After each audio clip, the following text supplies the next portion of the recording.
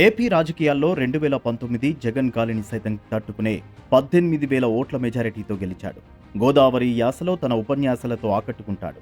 వరుసగా 3 సార్లు గెలిచి హ్యాట్రిక్ సాధించి మంత్రి పదవిని కూడా దక్కించుకున్న ఆయన పేరే నిమ్మల రామానాయుడు. అసలు ఈ రామానాయుడు ఎవరు? ఆయన బ్యాక్గ్రౌండ్ ఏంటి? జగన్కే కోపం తెప్పించే అంత పనులు ఏం చేశాడు? ఇలాంటి విషయాలను ఈ వీడియోలో తెలుసుకుందాం. వీడియోలోకి వెళ్లే ముందు మీకు ఈ ప్రశ్నకు సమాధానం తెలిస్తే కామెంట్ చేయండి. ఆంధ్రుల అన్నపూర్ణగా పేరొందిన మన కోనసీమ వాస్తవ్యులు ఎవరు? A. Dokka Seethamma, B. Veeramachineni Vimaladevi, C. Vengamamba, D. Banga Geetha. ఇక వీడియోలోకి వెళ్తే నిమ్మల రామానాయుడు గారు 1969 మే 6న పశ్చిమ గోదావరి జిల్లా పాలకొల్లు మండలంలోని అగర్తిపాలెంలో నిమ్మల ధర్మారావు, రమావల్లి దంపతులకు జన్మించారు. ప్రాథమిక విద్య సొంత గ్రామంలోనే జరిగింది. డిగ్రీ నర్సాపురం వైఎన్ కళాశాలలో పూర్తి చేశాడు. ఆయన 1992లో ఎంఏ చదివాడు. 1995లో ఎంఫిల్ చేశాడు. 2005లో ఆంధ్ర విశ్వవిద్యాలయం నుండి పీహెచ్డీ పట్టా పొందాడు. యూనివర్సిటీలోనే విద్యార్థి నాయకుడిగా విద్యార్థుల సమస్యలపై పోరాడాడు. ఓవైపు చదువుకుంటూనే వ్యవసాయం చూసుకునేవారు. ఆయనకు వ్యవసాయం అంటే ప్రాణం.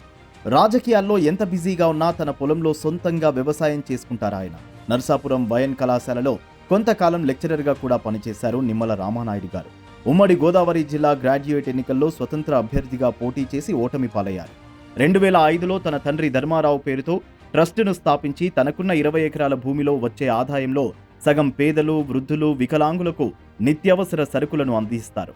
పేద విద్యార్థులకు ఫీజులు కట్టడం, ప్రకృతి వైపరీత్యాలకు గురైన వారికి సహాయాన్ని అందిస్తూ ప్రజల మన్ననలు పొందారు. రైతులకు విత్తనాలు, ఎరువుల సరఫరా చేసేవారు. టీడీపీ పార్టీలో చేరిన తర్వాత ఎంతో కష్టపడి పనిచేశారాయన. పాలకొల్లు మండలం టీడీపీ అధ్యక్షునిగా సమర్థవంతంగా పనిచేశారు. 2014లో నిమ్మల రామానాయుడు పార్టీకి చేసిన కష్టాన్ని గుర్తించి పాలకొల్లు ఎమ్మెల్యే టికెట్ను ఆయనకు కేటాయించారు. అయితే అప్పటికే టీడీపీలో కీలకంగా పనిచేసిన డాక్టర్ బాబ్జీకి టికెట్ ఇవ్వలేదు. దీంతో ఆయన ఇండిపెండెంట్గా పోటీ చేశారు.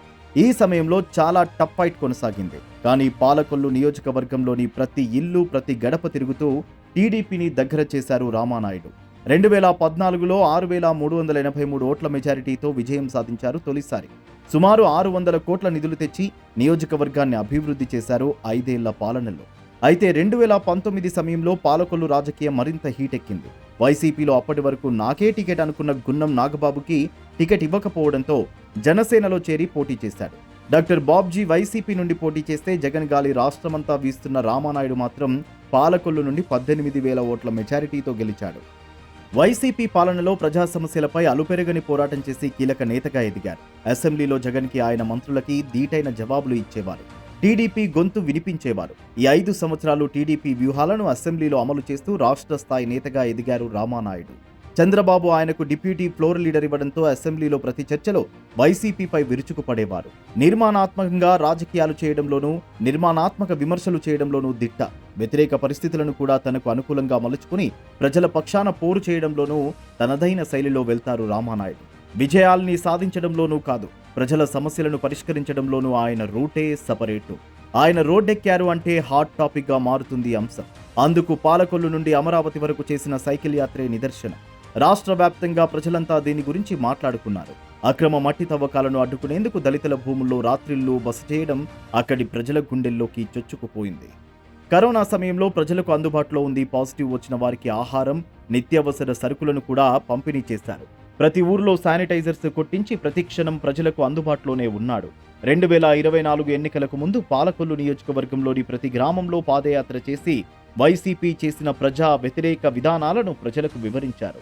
ఆయన మంచితనం, ప్రజలకు జగన్ ప్రభుత్వంపై ఏర్పడ్డ వ్యతిరేకత ఈసారి 28,000 ఓట్ల మెజారిటీతో నిమ్మల రామానాయుడు 3వ గెలిచాడు. గోదావరి జిల్లాలో వరుసగా 3 సార్లు గెలిచి చరిత్ర సృష్టించి చంద్రబాబు మంత్రివర్గంలో కీలకమైన ఇరిగేషన్ శాఖ మంత్రి అయ్యాడు. 5 ఏళ్ల విధ్వంసం తర్వాత తిరిగి చేపట్టిన అధికారంలో అతి ముఖ్యమైనది ఇరిగేషన్ శాఖ. విభజన హామీ నాటి పోలవరం ఇప్పటికీ పూర్తి కాకపోవడం, పోతిరెడ్డిపాడు లాంటి ప్రాజెక్టులు ఇంకా పూర్తి కాకపోవడం ఆయన ముందున్న పెద్ద సవాల్. నాగార్జున సాగర్ నీటి వివాదం తెలంగాణతో ఎలా పరిష్కరించుకుంటాడో చూడాలి. ఇవన్నీ సవాళ్లను ఎదుర్కొని ప్రజలకు సమర్థవంతమైన నాయకుడిగా కనిపిస్తాడా, లేక గత నీటిపారుదల శాఖ మంత్రిగా అపఖ్యాతిని మూటగట్టుకుంటాడా అనేది భవిష్యత్తులో చూడాలి. మీకు మా వీడియో నచ్చినట్టయితే లైక్ చేసి, షేర్ చేసి, సబ్స్క్రైబ్ చేసుకోండి. Thanks for watching.